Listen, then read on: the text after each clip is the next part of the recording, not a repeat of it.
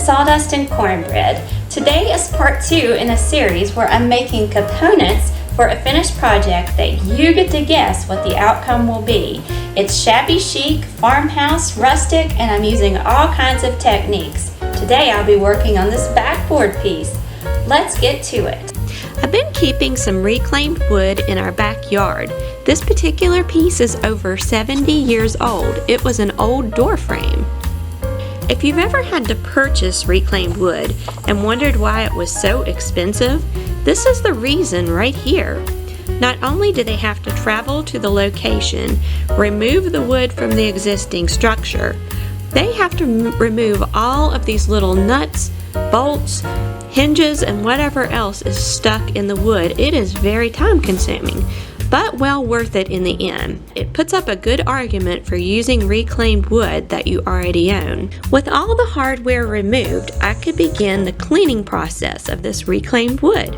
My tools of choice are a 7-way scraper, a regular blade scraper, and a stiff metal brush. I used these 3 tools to remove most of the loose paint. Then it was time for a good washing. I hosed everything down, used the wire brush along with a little dish detergent, gave it a good scrubbing, then rinsed it once more. Now I laid it in the sun to let it bake and dry.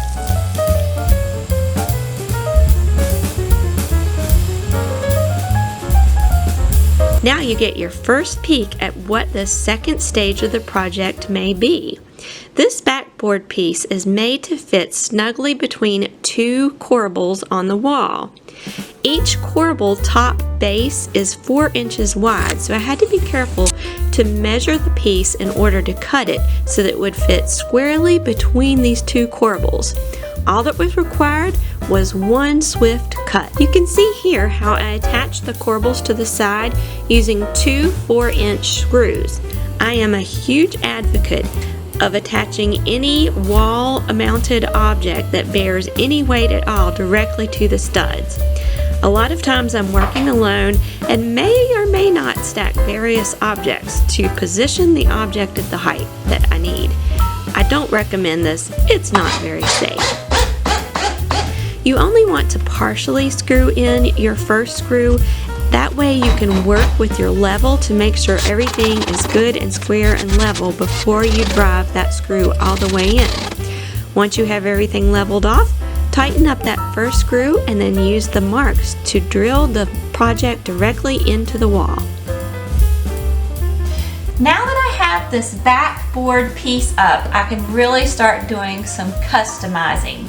I am a very visual and hands-on type person. I can get an idea in my head and have an idea of what I want, but once I get it in place and I can get my hands in there, get my hands on it, then I can start making it just the way I want with little details. So I'm going to get to work doing the fun part now. I'm going to start out by taking some very fine grit sandpaper and just lightly going over this. And that's good. I don't want to knock off everything. I want to keep a lot of this beautiful, authentic, weathered look. Not going to fill up any holes because that just adds character. Now I'm just going to wipe off some of the dust and some of the larger pieces that may have come loose before I stain and seal it. Whenever I'm working with an old piece like this, I don't know what kind of paint is on there. It could be lead. So just to be better safe than sorry, I always use an old cloth that I can just throw away when I'm done. I'm not even going to attempt washing it with my laundry, just in case. This is not a science, it's an art. I'm going to take a little bit of this leftover Varathane water-based wood stain in, I think it's classic walnut, American walnut. It's water-based, easy to clean up, and it's not smelly. So I'm just going to kind of sporadically add that to add some depth and character.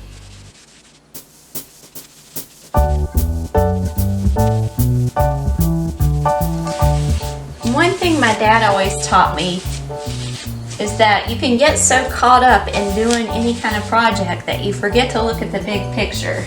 And I always thought that was great advice. So whenever I'm doing a project like this, it's easy to get up close and look at the details and get caught up in what I'm doing and having fun and forget, okay, what does the overall project look like? You'll be looking at it from far away.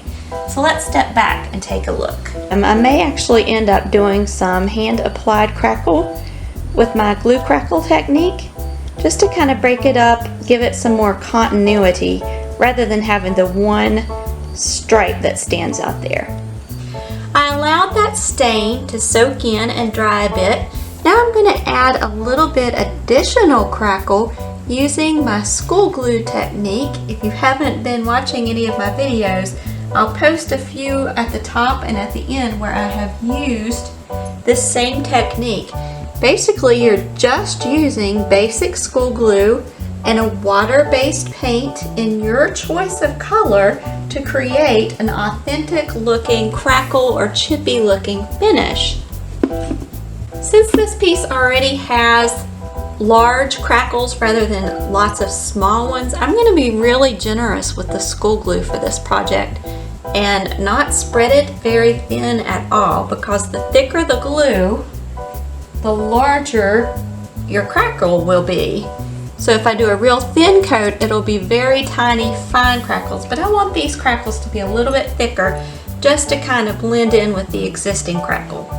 Now that I have the glue on there, I'm going to allow that to dry, not completely, but until it's tacky. You don't want it runny like this, but you want to let it sit for a while so that it gets tacky to the touch.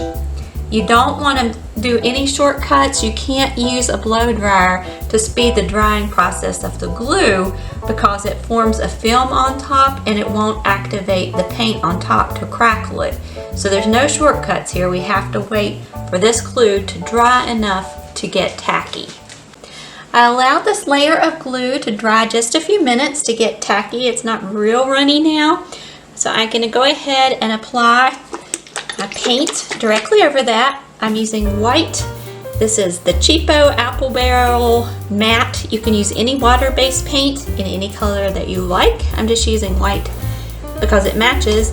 And I've already applied this to the wall, so this is going to get kind of messy, but I'm just going to drip it directly over top of my glue layer. So I'm just going to go in one direction rather than going back and forth lots of times.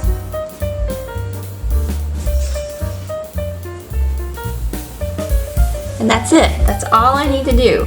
I could let this air dry at this point, but to speed the process along, and because it's so fun to watch paint dry, I'm going to use a blow dryer. There's no magic trick for drying your paint on top of the glue. I use just a regular hair dryer. This happens to be the one I have. I do set the temperature on warm and the fan speed on low. Sometimes I'll switch it to high for short periods of time. I don't want it too high or it'll actually move the paint around on top of the glue. That's not our goal. We just want to dry it. So I keep it about 3 inches away and moving all the time. Let's get drying. You can see a nice big ripple right here. That's where there was thicker glue, and where it's on this surface like this, it was able to overlap. So that's one way to create some thicker surface wrinkles. Now you can see that a lot of that line has disappeared, so it doesn't stand out as much. It's more even.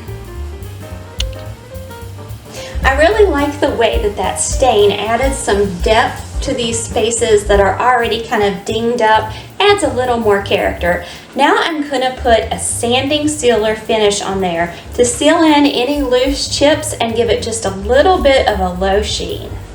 A neat little tip if you're doing a small project like this is to pour some of your sealer, or as long as it's water-based, your stain, into a baggie. That way you can hold it right here and not have to dip or pour from the large container.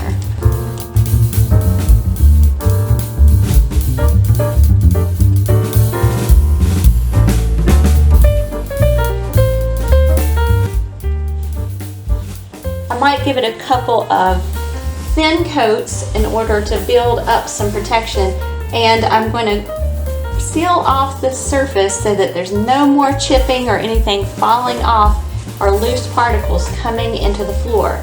That way I can maintain the chippy and aged and rustic look and be safe at the same time. Okay, I have on a good thin coat of the sanding sealer. I'm going to run some errands and let that dry. Since I was using my little baggie, I just seal it up and my sealer will be here when I'm ready. You don't want to put anything that's oil-based or anything caustic that can burn through or melt your baggie. But in this case, it's just a water-based sealer, so it's perfect to hold it for you. Here is the finished piece